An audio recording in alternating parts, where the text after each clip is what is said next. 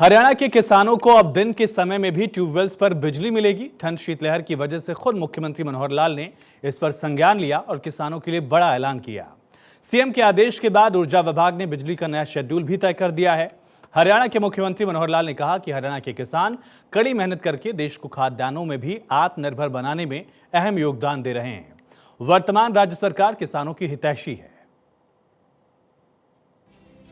हरियाणा के मुख्यमंत्री मनोहर लाल प्रदेश में अन्नदाता की किस्मत संवारने में जुटे हुए हैं। मनोहर लाल सरकार लगातार किसानों के हित में बड़े फैसले ले रही है।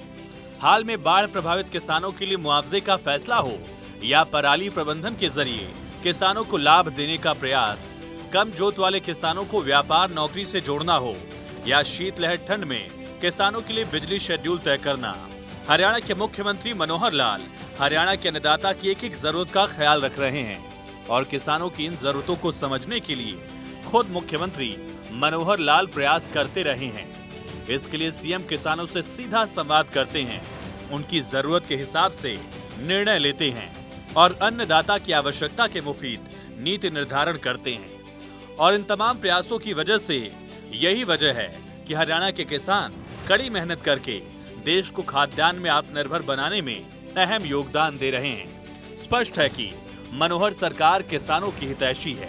उत्तर भारत में कड़ाके की ठंड पड़ रही है, पारा दिन ब दिन गिरता जा रहा है। लोग घरों में दुबके हुए रजाई कंबल से शीतलहर से बचने का प्रयास कर रहे हैं, लेकिन ऐसी ठंड में हरियाणा का अन्नदाता पानी के लिए बिजली शेड्यूल की वजह से रात में भी जी जान से लगा रहता था। किसानों की इस चुनौती को मुख्यमंत्री मनोहर लाल ने समझने में तनिक भी देर नहीं की। मुख्यमंत्री ने फैसला लिया। मुख्यमंत्री मनोहर लाल ने कहा कि प्रदेश में बढ़ रही ठंड और शीतलहर को देखते हुए सरकार ने रात के समय में अपने खेतों में सिंचाई करने वाले किसान भाइयों को बड़ी राहत देते हुए ट्यूबवेल्स के लिए बिजली सप्लाई के शेड्यूल में बदलाव किया। मेरे किसान भाइयों, जैसा हमको ये पता है कि बहुत ही ठंड और शीतलहर अब चल रही है और मैं स्वाभाविक है कि हरियाणा के किसान जो दिन में रात में कभी भी बिजली आने पर सिंचाई के लिए खेतों में जाते तो ठंड बहुत होती है।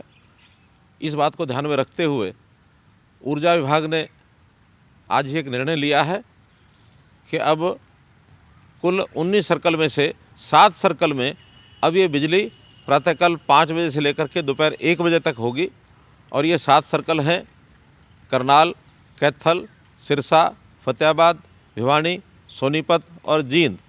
इनको छोड़ करके बाकी जो सर्कल हैं उनमें सब में प्रातः 10 बजे से लेकर और सायं 6 बजे तक ये 8 घंटे बिजली राहत रहेगी। खुद मुख्यमंत्री मनोहर लाल ने शेड्यूल की जानकारी विस्तार से साझा की। अन्नदाता के लिए पूरा शेड्यूल समझना भी जरूरी है। दरअसल हरियाणा ऊर्जा विभाग ने फैसला लिया जिसके तहत कुल 19 सर्कल्स के 2 ग्रुप बनाए। 7 सर्कल जिसमें करनाल, कैथल, सिरसा, फतेहाबाद, भिवानी, सोनीपत और जींद हैं। यहाँ बिजली सुबह 5 बजे से दोपहर 1 बजे तक रहेगी। बाकी सभी सर्कल के किसानों के लिए सुबह 10 बजे से लेकर शाम 6 बजे तक बिजली रहेगी। इस फैसले से किसानों की कठिनाई कम होगी और किसान दिन के समय में अपने खेतों को सींच सकेंगे। मुख्यमंत्री मनोहर लाल ने कहा कि बिजली आपूर्ति का ये शेड्यूल 31 जनवरी तक जारी रहेगा। 31 जनवरी के बाद इसकी फिर से समीक्षा की जाएगी और अगर जरूरत हुई तो इसे आगे भी बढ़ाया जाएगा। स्पष्ट है कि ठंड की वजह से किसानों को ये बड़ी राहत मुख्यमंत्री मनोहर लाल ने दी है और अगर ठंड आगे भी जारी रहती है तो इसे फिर से आगे बढ़ाया जा सकता है। और ये शेड्यूल जो आज शुरू किया गया है 31 जनवरी तक चालू रहेगा। 31 जनवरी के बाद पुनः इसकी समीक्षा करके यदि आवश्यकता हुई तो इसको आगे भी बढ़ाया जाएगा। हरियाणा के किसान बाढ़, बारिश, फसल बर्बादी से खासे प्रभावित हुए। कई किसानों की बिजाई खराब हो गई। कुछ किसानों को फसलों का नुकसान भी झेलना पड़ा। प्रभावित किसानों ने दोबारा बिजाई की, दोबारा मेहनत की। किसानों के इस परिश्रम का सम्मान और नुकसान की भरपाई के लिए मुख्यमंत्री मनोहर लाल ने किसानों के लिए बड़ा ऐलान किया। खुद किसानों से बातचीत में मुख्यमंत्री मनोहर लाल ने इसकी जानकारी दी। सीएम मनोहर लाल ने कहा कि बाढ़ प्रभावित क्षेत्रों में दोबारा से बिजाई करने वाले किसानों को प्रति एकड़ 7,000 रुपए का मुआवजा दिया गया है ताकि किसान अपने नुकसान की भरपाई करें और साथ ही आगे खेती को बढ़ाते रहें। जिनका नुकसान हुआ और उनको हमने मुआवजा दिया है। प्राकृतिक आपदा से जो फसल खराब हुई उसका मुआवजा, और चाहे फसल को दोबारा बोने के लिए हमारे किसान बंधुओं को मेहनत करके और फसल खराब होने के बाद दोबारा बिजाई करनी पड़ी, ऐसे सब लोगों से मैं बात कर रहा हूँ। तो इस नाते से जो आपको हमने मुआवजा दिया है उसकी जानकारी आपको हो ही गई होगी कि दोबारा बिजाई के नाते से 50,000 एकड़ लगभग ऐसा क्षेत्र था जिसमें 7,000 रुपया प्रति एकड़ के हिसाब से हमने उनको मुआवजा दिया है। ऐसे ही जो प्राकृतिक आपदा, इस नाते से भी कुल मुआवजा जो इस बाढ़ के कारण से दिया गया वो 112 करोड़ रुपया दिया गया है। अगर मैं पिछले सब वर्षों की बात करता हूं तो ऐसा किसानों को जो दिया जाने वाला मुआवजा, मैं हालांकि मुआवजा तभी दिया जाता है जब किसान परेशान होता है, दुखी होता है, लेकिन पर्याप्त मुआवजे की जब हिसाब किताब लगाता हूं तो मुझे संतोष होता है कि हमने पिछले 9.5 साल में लगभग 11,000 करोड़ रुपए का मुआवजा दिया है। प्राकृतिक आपदा से खराब हुई फसलों के लिए किसानों को पिछली सरकार ने 10,000 रुपए प्रति एकड़ मुआवजा राशि दी थी। उसे बढ़ाकर मुख्यमंत्री मनोहर लाल ने 15,000 रुपए प्रति एकड़ किया। पिछले 9.5 वर्षों में हरियाणा सरकार की तरफ से किसानों को 11,000 करोड़ रुपए की मुआवजा राशि दी गई है, जिसमें पिछली सरकार की बकाया 269 करोड़ रुपए की मुआवजा राशि भी शामिल है। मनोहर सरकार ने प्राकृतिक आपदाओं से नुकसान के सत्यापन और प्रभावित लोगों को मुआवजे के वितरण की प्रणाली में पारदर्शिता लाने के लिए क्षतिपूर्ति पोर्टल शुरू किया था, जो कि कारगर साबित हुआ है। वहीं पराली का मुद्दा किसानों के लिए चुनौतीपूर्ण था। ऐसे में हरियाणा के किसानों को सुविधा, सहूलियत और लाभ देने के मकसद से मुख्यमंत्री मनोहर लाल ने प्रयास शुरू किए और उन्हीं की कोशिशों का ही नतीजा है कि पराली का उपयोग कर बिजली बनाने के लिए कुरुक्षेत्र, कैथल, फतेहाबाद, जींद में बायोमास परियोजनाएं शुरू की गई, जिनसे 30 मेगावाट विद्युत उत्पन्न हो रही है। मुख्यमंत्री मनोहर लाल ने कहा, पराली का उपयोग जैव ईंधन बनाने में भी किया जा रहा है। हमने इसमें कुल मिलाकर 25 रुपये प्रति टन के हिसाब से किसान की पराली की बिक्री इसकी व्यवस्था की है, और यदि 20% से कम मॉइस्चर पाई जाती है तो 500 रुपया इसके लिए अलग से भी और ये दिया जाता है। तो इस प्रकार हम उनको जो इम्प्लीमेंट्स भी देते हैं, उस इम्प्लीमेंट्स में अभी 6,794 कस्टम हायरिंग सेंटर्स ये हमने बनाए हैं, ताकि हम पराली इकट्ठा करने के लिए, उसको इकट्ठा करके बेचने के लिए वहाँ से और जो हायर करके और इम्प्लीमेंट से ले सकते हैं। दरअसल पानीपत रिफाइनरी में प्रधानमंत्री नरेंद्र मोदी ने 10 अगस्त 2022 को 2G एथेनॉल प्लांट का लोकार्पण किया था। 2G के बाद अब 3G प्लांट भी पानीपत रिफाइनरी में लग गया है, जो दुनिया का पहला रिफाइनरी ऑफ गैस आधारित 3G एथेनॉल प्लांट होगा। 2G एथेनॉल प्लांट में पराली की खपत सुनिश्चित करने के लिए 1,000 रुपए प्रति एकड़ की दर से अतिरिक्त प्रोत्साहन राशि दी जा रही है। मुख्यमंत्री मनोहर लाल ने कहा भी कि प्रधानमंत्री नरेंद्र मोदी की तरफ से शुरू की गई पीएम किसान सम्मान निधि योजना की 15वीं किस्त के लाभार्थी किसान खुश हैं। इसके जरिए हरियाणा के 8,74,000 किसानों को किस्त के तौर पर 175 करोड़ रुपए मिले हैं। मुख्यमंत्री मनोहर लाल ने बताया कि गौशालाओं में भी पराली की खपत को प्रोत्साहित करने के लिए 500 रुपए प्रति एकड़ की दर से अधिकतम 15,000 रुपए प्रोत्साहन राशि देने का प्रावधान किया गया है। उन्होंने कहा कि प्रदेश में खेती की जमीन कम हो रही है। सरकार की अफ्रीकी देशों से बात हुई है, हरियाणा के किसान वहां जाकर खेती कर सकेंगे। इसके लिए मनोहर सरकार योजना बना रही है। दरअसल हरियाणा की मनोहर सरकार इस कोशिश में है कि किसान कृषि में नया भी सीखें, ताकि फसलों की उपज बढ़े, किसानों को इसका लाभ हो। किसानी किस प्रकार से और अच्छी की जा सकती है, इसके लिए भी विदेश भ्रमण की योजना भी बना रहे हैं कि कुछ किसान अगर जाकर के अध्ययन करके आना चाहते हैं, उनकी व्यवस्था भी कर रहे हैं। अफ्रीकन कंट्रीज़ के साथ हमने बातचीत की, उन्होंने कहा कि हमारे यहाँ ज़मीन बहुत है, अगर आपके किसान हमारे यहाँ ज़मीन लेकर के और खेती करना चाहें तो वो भी हमारा स्वागत करने के लिए तैयार बैठे हैं। ऐसे कुछ किसानों को वहाँ जाने के लिए भी प्रेरित करेंगे। तो मित्रों, किसानों की मदद जितनी हमारे से हो पड़ती है उतनी हम करेंगे। मुख्यमंत्री मनोहर लाल अन्नदाता की कोशिशों की सराहना करने में भी पीछे नहीं रहते। किसानों से बातचीत में उनके परिश्रम का सम्मान भी सीएम के शब्दों में झलकता है।